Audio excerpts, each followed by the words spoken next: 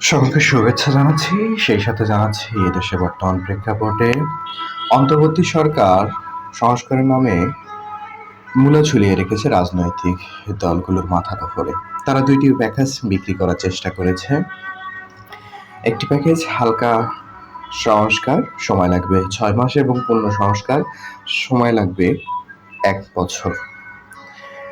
আমি আমার জীবদশায় বা আমাদের দেশের জনগণ সাধারণত মোবাইল ডাটা ব্যবহারের ক্ষেত্রে প্যাকেজ শব্দটি ব্যবহার করেছে।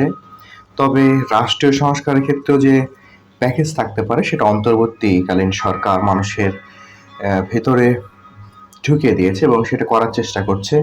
তবে এই সংস্কারের নামে বিগত 6 মাসে যে সাধারণ প্যাকেজ সরকার দেখিয়েছে তাতে মানসম্পন্ন কোনো সংস্কার হয়েছে বলে আমার মনে হয়নি, এবং এই অন্তর্বর্তীকালীন সরকার সেটা বলতেও পাবে না। কিছু সংস্কার হয়েছে, যদি আমি সেগুলো উল্লেখ করি আপনাদের কেমন লাগবে আমি তা বলতে পারছি না। এদেশে সংস্কার হয়েছে, পুলিশকে পুতুল বানিয়ে পোশাক পরিবর্তন করে একটা বিরাট সংস্কার হয়েছে। সংস্কার হয়েছে রাষ্ট্রীয় ব্যবস্থাপনা বিভিন্ন নাম পরিবর্তনের মাধ্যমে। সংস্কার হয়েছে এদেশের সাধারণত চুরি ডাকাতির মান উন্নয়নের। সংস্কার হয়েছে ধর্ষণের পুরুষাঙ্গের।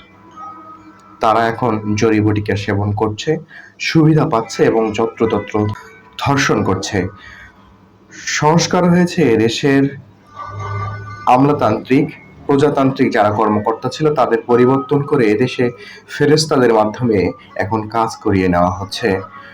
সংস্কার হয়েছে রাষ্ট্রীয় ব্যবস্থাপনায় রাষ্ট্রীয় টাকা খরচ করে সমন্বয়কদের সংগঠক হিসেবে তৈরি করে নতুন দল গঠনের মাধ্যমে।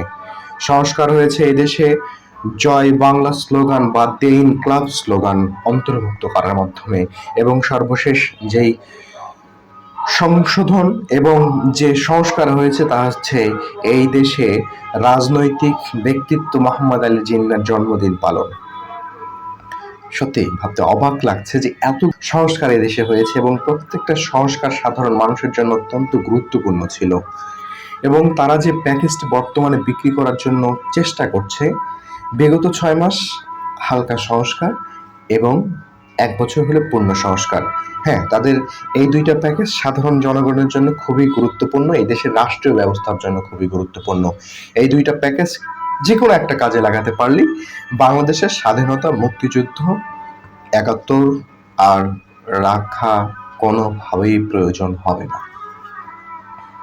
বিগত সাধারণ প্যাকেজে যে অবস্থায় দাঁড়িয়েছে, তাহলে এই 6 মাসের প্যাকেজে স্বাধীনতা চলে যাবে এবং 1 বছরের প্যাকেজে এদেশের সংবিধান আর থাকবে না, 72 সংবিধান থাকবে না। তখন এদেশ আমরা সেই 1947 সালের যে স্বাধীনতা পেয়েছিলাম সেই স্বাধীনতা উপভোগ করবো ইনশাআল্লাহ।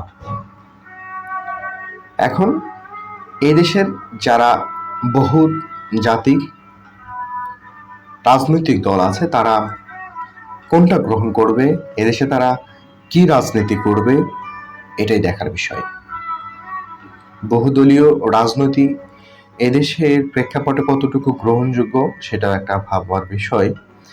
বিরোধী দল যারা ক্ষমতায় আসার চেষ্টা করছে, যারা প্রতিপক্ষ তারাও ক্ষমতায় আসার চেষ্টা করছে, এবং সম্মুখ নতুন একটি দল গঠন হয়েছে জাতীয় নাগরিক পার্টি, তারাও এই দেশটার পূর্ণ সংস্কারের জন্য উঠে পড়ে লেগেছে। একটা দল এদেশে ইসলাম বিনির্মাণ করার চেষ্টা করছে, একটা দল এদেশে গণতান্ত্রিক রাজনৈতিক নীতি আদর্শ প্রতিষ্ঠা করার চেষ্টা করছে, আর একটা দল এদেশের গণপরিষদ, সংবিধান সবকিছু পরিবর্তন চেষ্টা করছে। এখন এদেশের সাধারণ জনগণ কোন পরিবর্তনটা গ্রহণ করবে সেটাই দেখার বিষয়। চলমান সংস্কার এদেশের জন্য মূলা ঝুলিয়ে রাখা রাজনৈতিক দলগুলোর জন্য। এই মূলা কার ভাগ্যে যেতে পারে সেটা এখন দেখার বিষয়। সে পর্যন্ত সকলেই ভালো থাকবেন, সুস্থ থাকবেন।